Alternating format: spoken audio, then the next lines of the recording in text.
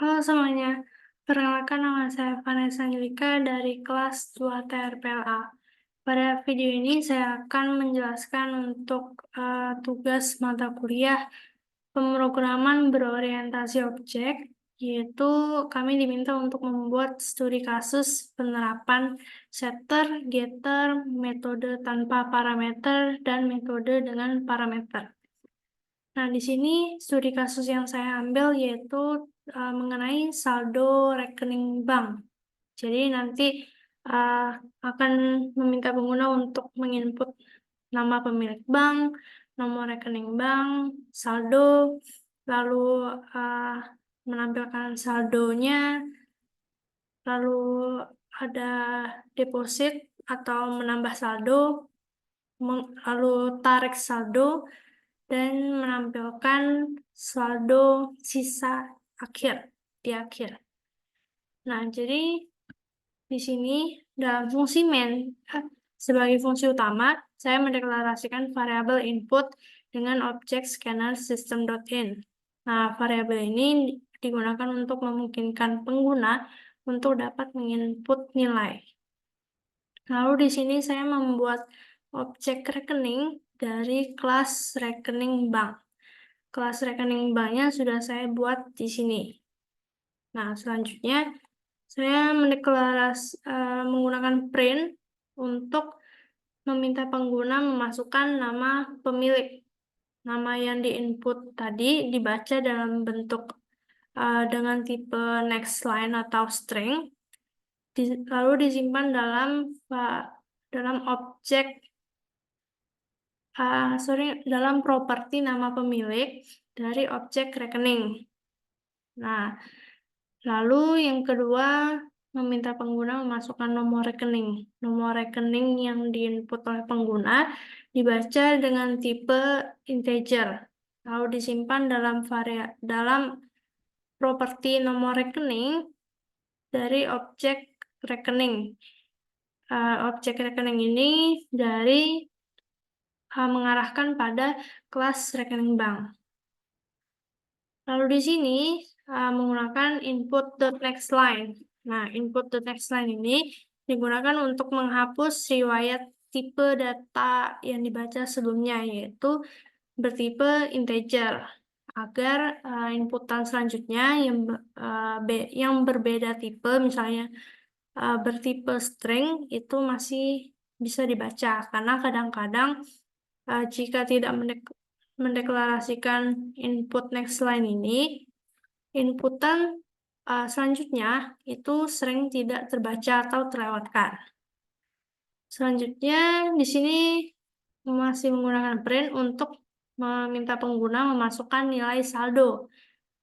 Nah, saldo yang input oleh pengguna itu dibaca dengan tipe double karena biasanya saldo ada koma-koma atau desimalnya, lalu disimpan dalam objek rekening dalam properti saldo dari kelas rekening bank. Di sini juga sama seperti sebelumnya, mendeklarasikan input.nextLine. Nah, di sini selanjutnya saya menggunakan println untuk mencetak pembatas gitu. Selanjutnya dari objek rekening ini menampilkan saldo. Nah, tampilkan saldo ini adalah function yang ada pada kelas rekening bank. Nah, pada kelas rekening bank ini, saya mendeklarasikan variabel nama pemilik dengan tipe string dan di set nilai awalnya adalah noname. Lalu variabel nomor rekening dengan tipe integer dan nilai awalnya adalah 0. Lalu untuk var saldo,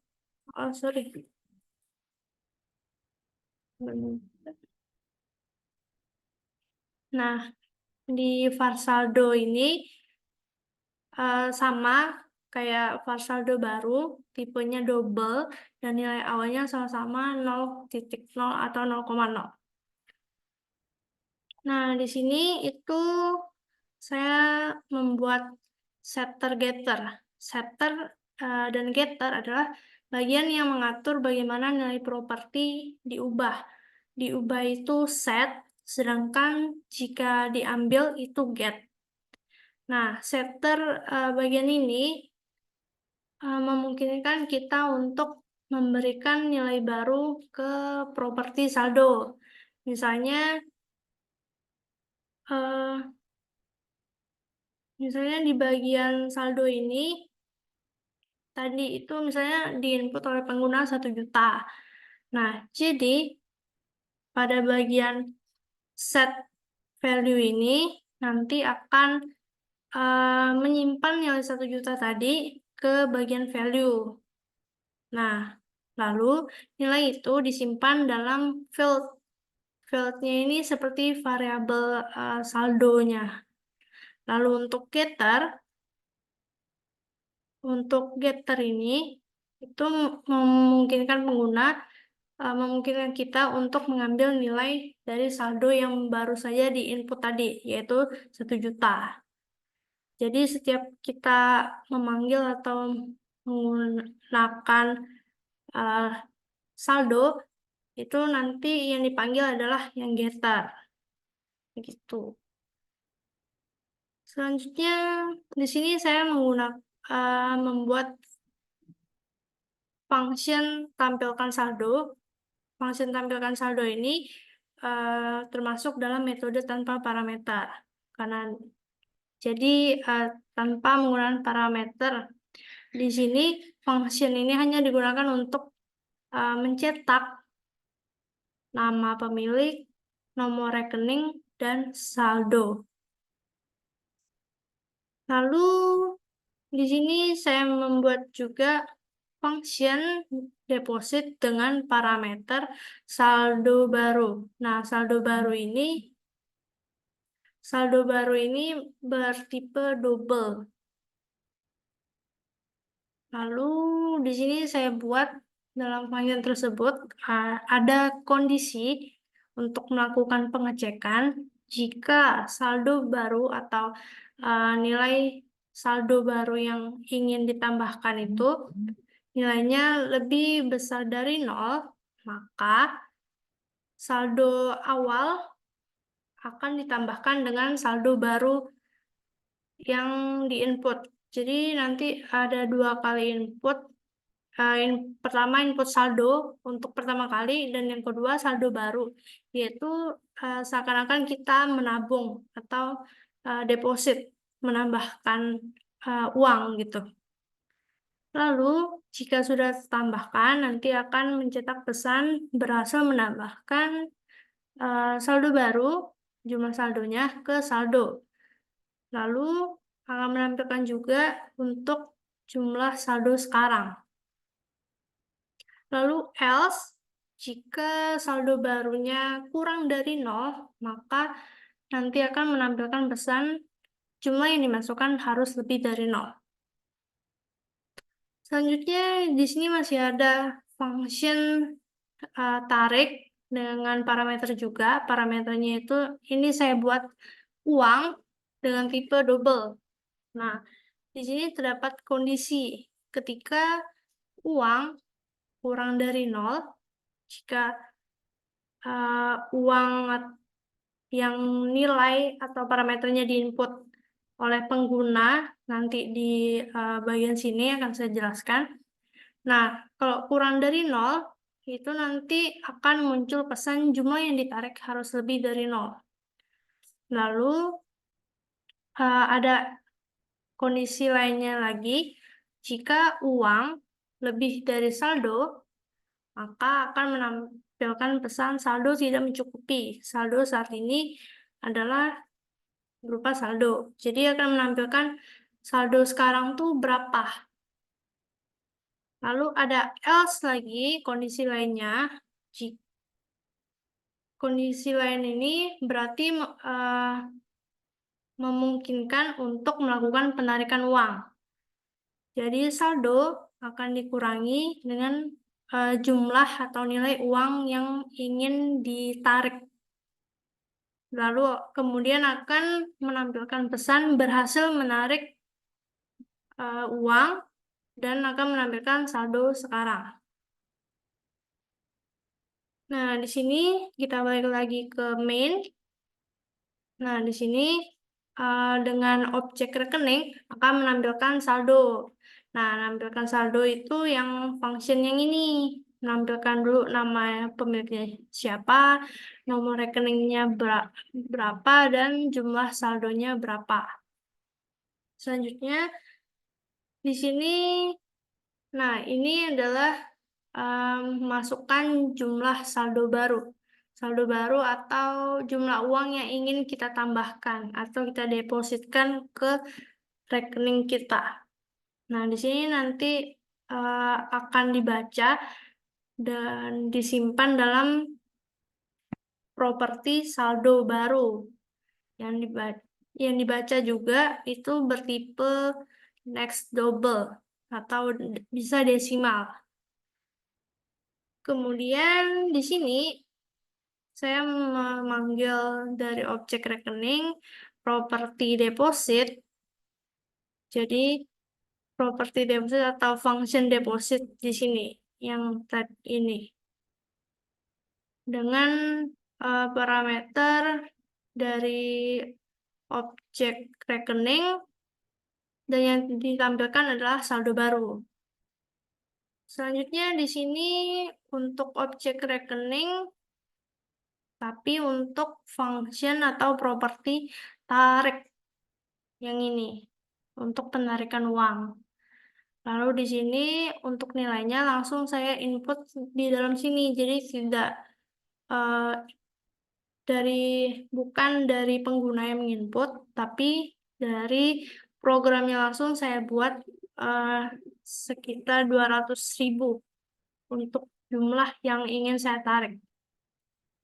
Lalu di akhir, di sini akan menampilkan lagi saldo yang sudah ditambahkan, kemudian sudah ditarik. Jadi akan menampilkan saldo sisa di akhir. Di sini kita coba run. Oke, di sini coba masukkan nama Vanessa, nomor rekening. Sorry, kita ulang. Vanessa, rekeningnya Mas aja. Lalu nilai saldo misalnya saya masukkan 2 juta. 2 juta. Nah, di sini langsung menampilkan nama pemilik Vanessa, nomor rekeningnya 123456789 dan saldonya adalah 2 juta. Lalu saya akan masukkan jumlah deposit atau jumlah uang yang ingin saya tabung untuk ditambahkan ke rekening saya. Misalnya saya ingin menambahkan 700.000. 700.000. Oke, enter. Nah, di sini akan langsung menampilkan pesan berhasil menambah 700.000 ke saldo. Saldo sekarang adalah 2.700.000 rupiah. Lalu di sini yang tadi dari objek rekening properti tarik dengan nilai uang yang ditarik ada 200.000. Di sini juga berhasil menarik 200.000. Saldo sekarang berkurang sehingga menjadi 2.500.000. Di bagian akhir yang tampilkan saldo akhir akan menampilkan nama pemilik, nomor rekening, dan jumlah saldo yang tersisa, yaitu 2.500.000. Nah, selanjutnya misalnya di sini saya masukkan jumlah uang yang ditarik adalah 0. BTW ini 0,0 karena tipe yang saya masukkan adalah double di bagian variabel atas. Jadi harus 0,0 gitu. Kita coba ya. Untuk tariknya 0,0. Vanessa.